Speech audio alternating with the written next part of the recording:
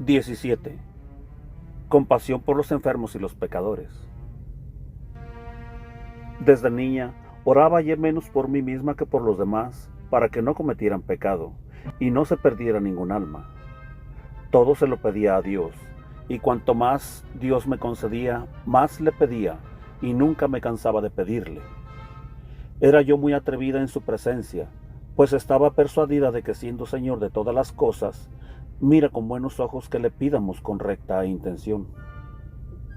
Siendo niña, todavía muy pequeña, tenía que vendar las heridas a los vecinos, porque yo lo hacía más suavemente y con más cuidado. Cuando veía alguna llaga, decía para mí: si la oprimo, dolerá mucho, pero debe salir. Y tuve la idea de chupar las llagas y se curaban. Nadie me ha enseñado esto. Me lo sugirió el deseo que tenía de que se curasen. En el primer momento sentía asco, pero ese mismo asco me movió a vencerlo, porque es falsa compasión. Cuando vencía pronto el asco, experimentaba viva alegría. Acordábame entonces de nuestro Señor Jesucristo, que así obró por la salud de todos. El médico del monasterio, que era un tanto recio de carácter, había increpado duramente a una pobre señora que tenía un dedo inflamado, muy maltrecho y aún el brazo ya negro por haber descuidado el mal de su dedo. Le había dicho hasta que debía cortarle ese dedo. Muy espantada, vino la pobre señora a lamentarse conmigo y a contarme el caso. Implorando ayuda, rogué por ella y al momento me vino el pensamiento, el modo de curarla. Se lo conté a la reverenda madre y ella me permitió curar el dedo de esa señora en la estancia del abate Lambert. Tomé de la planta savia, mirra y hierba santa, balsamita suaveolens, y las hice cocer en agua con un poco de vino. Luego añadí agua bendita e hice un emplasto en torno del brazo de la enferma. Dios debe habérmelo inspirado, porque al día siguiente el brazo estaba deshinchado y el dedo, que estaba aún muy malo, lo hice meter en una lejía caliente con óleo. Poco después se abrió y extraje de él una gruesa espina. Muy pronto aquella mujer se encontró perfectamente sana. Yo no puedo tener compasión por una persona que sufre pacientemente, como por un niño que padece con paciencia, porque el padecer con paciencia es el estado más increíble para este cuerpo revestido de pecados. Raras veces nuestra compasión es del todo pura. Muchas veces se mezcla repugnancia propia hacia el dolor y un cierto afeminado temor de la turbación que sentimos en nuestro bienestar al ver los padecimientos ajenos. La sola compasión pura fue la de nuestro Señor hacia los hombres. Ninguna compasión humana puede ser pura si no está en estrecha unión con la compasión del Señor. Tengo solo compasión hacia los pecadores, hacia los ciegos de espíritu, hacia los entregados a la desesperación.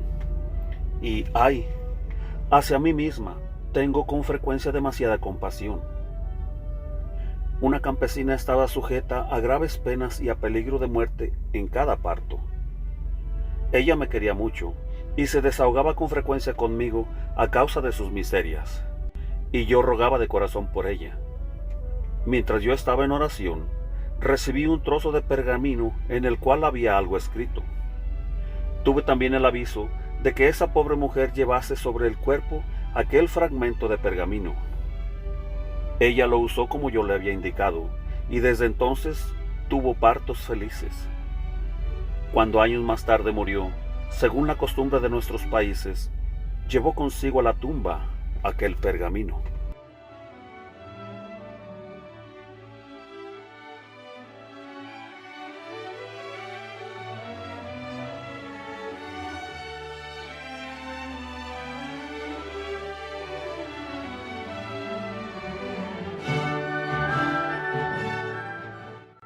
(18) Pide al Señor un director espiritual.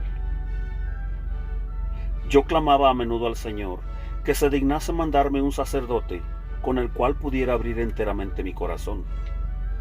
No pocas veces me encontraba en la mayor angustia, temiendo que cuanto pasaba por mí fuera obra del maligno.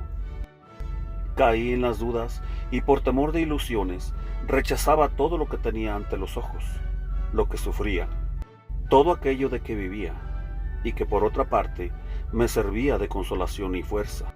Es verdad que el abate Lambert trataba de tranquilizarme, pero como yo me encontraba fuera de toda posibilidad de mostrarle con claridad los acontecimientos de mi modo de vivir, y él conocía poco el alemán, mis angustias se repetían frecuentemente.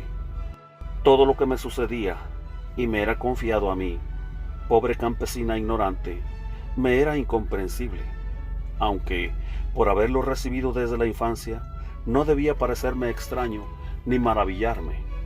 Durante los últimos 4 años de claustro, yo vivía en una visión continua y me sucedían de continuo cosas semejantes. Viviendo en este estado, no podía comunicarlas a otras personas, las cuales, no habiendo probado ni imaginado cosas semejantes, las tenían sencillamente por imposibles. En este interno abandono en que me encontraba, rogué al Señor una vez en la iglesia solitaria, y he aquí que entendí clara y distintamente estas palabras que me llenaron de profunda emoción. ¿No soy yo acaso suficiente para ti?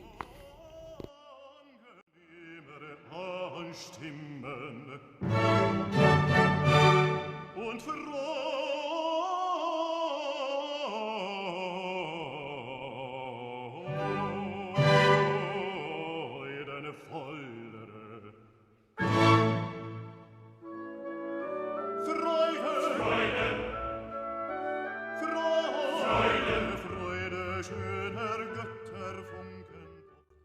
19. Da cuenta del carácter de sus éxtasis. Cuando se me hizo imposible esconder mis sufrimientos y caía en éxtasis delante de las demás hermanas, me encontré una vez en el coro y sin participar en el canto común, me puse como rígida y petrificada, de modo que caí al suelo. Las hermanas acudieron y me transportaron, mientras yo veía a una monja vagar por los techos de la iglesia hasta el más alto caballete, donde no era posible llegar. Después me fue dicho que esa monja era Santa Magdalena de Pazzi, que en vida tenía los estigmas del Señor. Otra vez la vi correr por las cornisas del coro. Otra, subir sobre el altar y aferrar la mano del sacerdote. De todas estas manifestaciones peligrosas, fui enseñada sobre mi propio estado y me puse atenta para no caer en estas mismas cosas cuanto fuera posible. Al principio mis hermanas, que nada comprendían de esto, me reprochaban que yo me echase a veces en la iglesia de boca al suelo con los brazos abiertos. Esto me pasaba sin que yo lo pudiera impedir. Por eso yo buscaba siempre lugares escondidos donde no pudiese ser fácilmente observada. Pero unas veces en un lugar, otras veces en otro, yo era arrebatada en éxtasis. Quedaba inmóvil y postrada en el suelo, o de rodillas, o con los brazos abiertos, y en tal posición me encontraba el sacerdote del monasterio. Tenía muchos deseos de ver a Santa Teresa, porque había oído decir que ella había sufrido muchas angustias por causa de sus confesores, y la he visto muchas veces débil y enferma, escribiendo sobre una mesita, o postrada en su lecho. Me parece que existe una íntima manifestación de que Magdalena de Pazzi había sido muy acepta a Dios, por causa de su ardiente amor y simplicidad. En mis ocupaciones de sacristana me sentía muchas veces arrebatada de improviso, y subía, caminaba y vagaba por los lugares altos de la iglesia, sobre las ventanas, sobre los adornos, sobre las cornisas, a lugares donde parecía imposible llegar humanamente. Yo llegaba para limpiar y adornar. Me sentía elevada, sostenida en el aire, sin espantarme por ello, porque desde la infancia estaba acostumbrada a probar la ayuda de mi ángel custodio. Muchas veces, volviendo del éxtasis, me encontraba sentada sobre un armario donde conservaba los objetos de la sacristía. Otras veces, volvía en mí en un ángulo, detrás del altar, donde no podía ser vista ni del que pasara delante. No puedo pensar cómo podía llegar hasta allí sin desgarrarme los vestidos, ya que era difícil el acceso. A menudo, al volver a mí misma, me encontraba sentada sobre los caballetes principales del techo, Esto me sucedía generalmente cuando me escondía para llorar. He visto a Magdalena de Pazzi vagar de este modo de un lado a otro y de modo extraño correr por los tirantes, sobre los caballetes y aún sobre los altares.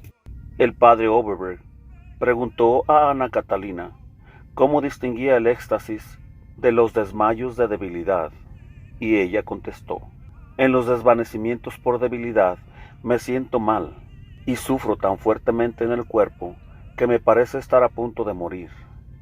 En los éxtasis no siento nada corporal. A veces estoy alegre, a veces melancólica. Me alegro de la gran misericordia de Dios hacia los pecadores, que Él busca para retraerlos del mal y a los que tan amorosamente recibe. La tristeza la siento pensando en los pecados con los cuales es Dios tan horrendamente ofendido. A menudo, durante las meditaciones, me parece ver el cielo y a Dios en el cielo. Cuando me encuentro en amargura, me parece que camino por un sendero tan angosto, apenas ancho como un dedo. A los dos lados veo negros abismos inmensamente profundos. Sobre mi cabeza todo es bello y verde, y un niño luminoso me da la mano y me guía por aquella vía tan estrecha. Cuando me encontraba en medio de la angustia y la aridez, el Señor me decía: te basta mi gracia. Esto me lo decía al oído de un modo sumamente dulce.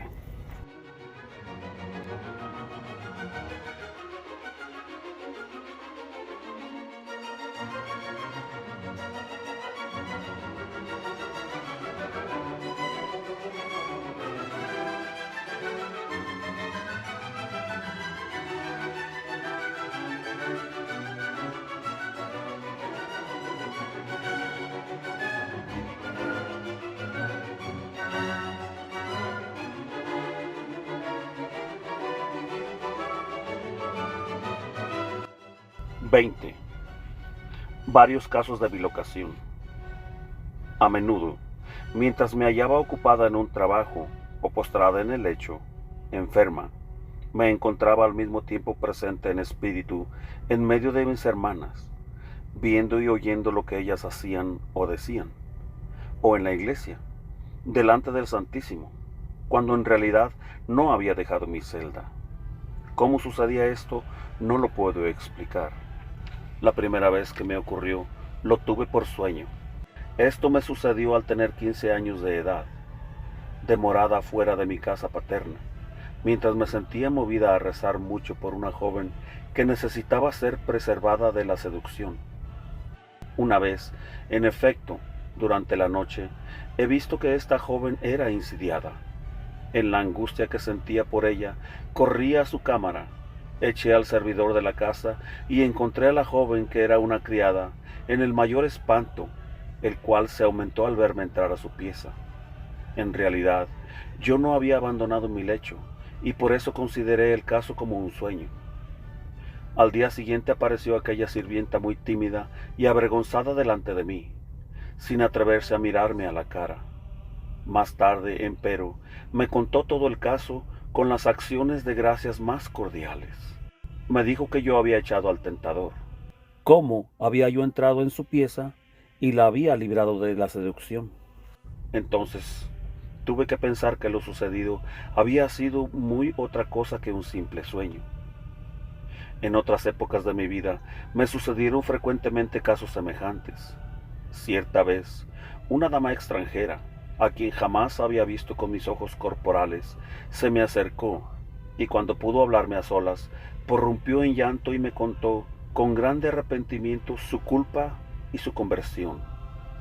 Recién entonces conocí a esta dama y su historia como una de aquellas obras de oración que me imponía Dios desde mucho tiempo atrás.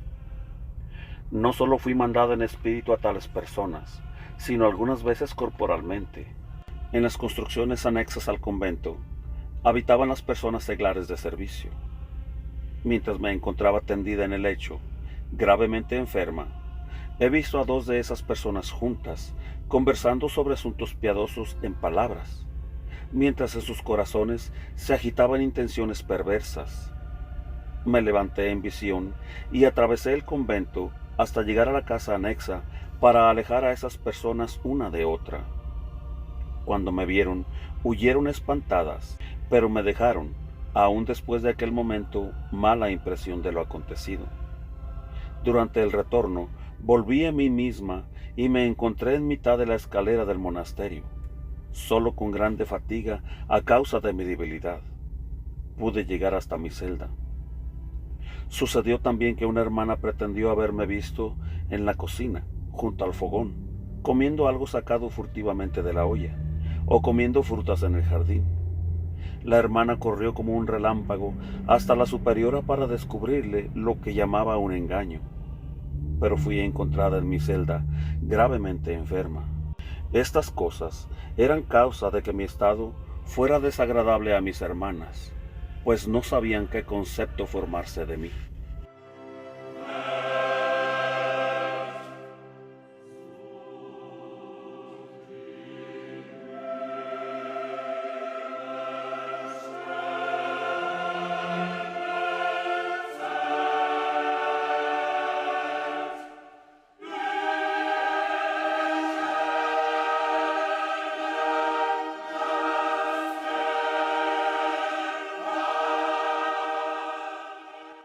XXI.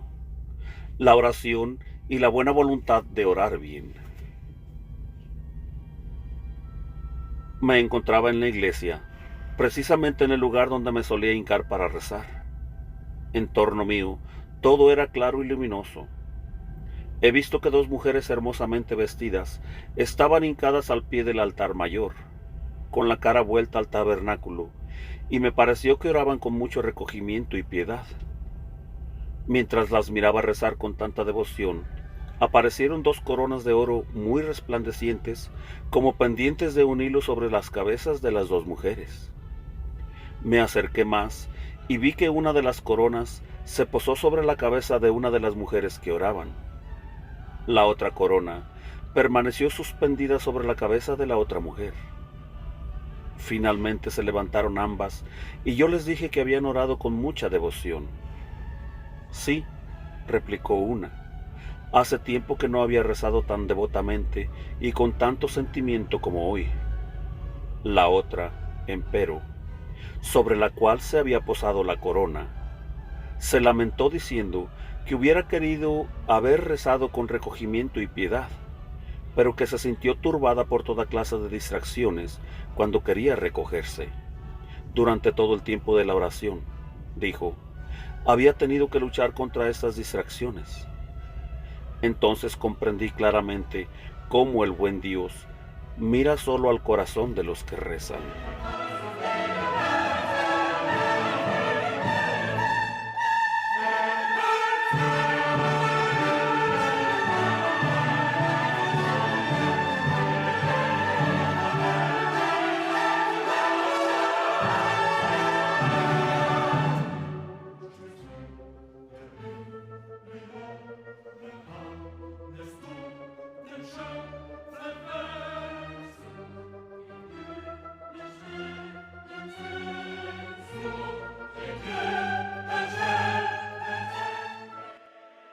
XXII. Le es mostrada la acción del ángel custodio. Debiendo cruzar un puente muy estrecho, miraba con gran temor lo profundo de las aguas que corrían debajo, pero mi ángel custodio me guió felizmente a través del puente. En la orilla había una trampa armada y en torno de ella saltaba un ratoncillo. De pronto se sintió tentado de morder el bocado que veía y quedó preso en la trampa. Oh desventurada bestiezuela, dije yo, que por un bocado gustoso sacrificas la libertad y la vida. He aquí, me dijo el ángel custodio, obran los hombres racionalmente cuando, por un corto placer, ponen en peligro el alma y la salud eterna.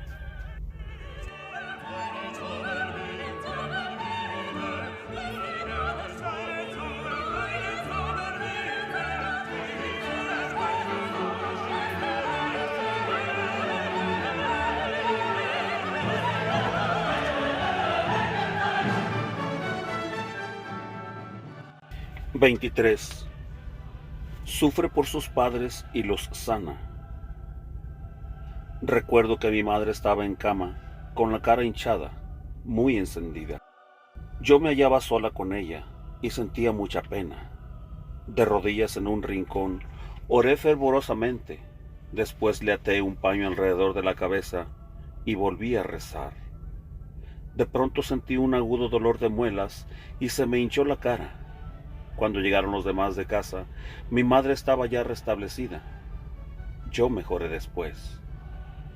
Algunos años después, sentí dolores casi insoportables.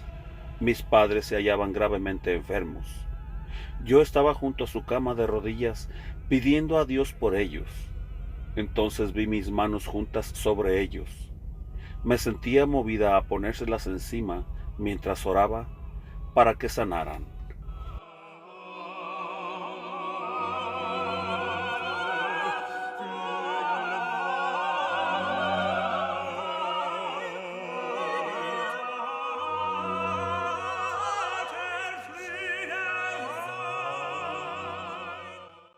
(24) Compadece a los judíos. Mi padre me llevaba algunas veces consigo, siendo yo niña, cuando tenía que ir a Questville a comprar alguna cosa, a la tienda de un judío. Me daba tanta lástima ver a este desdichado, que yo lloraba con frecuencia amargamente, porque los de su raza tienen tan duro el corazón y no quieren hallar la salud. Cuán dignos son de compasión. Los actuales judíos no proceden de aquellos que antiguamente fueron santos, sino de ascendientes corrompidos y farisaicos. Siempre estuve profundamente convencida de la miseria y ceguedad de los judíos. Sin embargo, a menudo hallé que se puede hablar muy bien con ellos de Dios. Pobres judíos. Poseyeron un día el germen de la salud, pero no conocieron los frutos. Antes bien, los rechazaron y ahora ni siquiera lo buscan.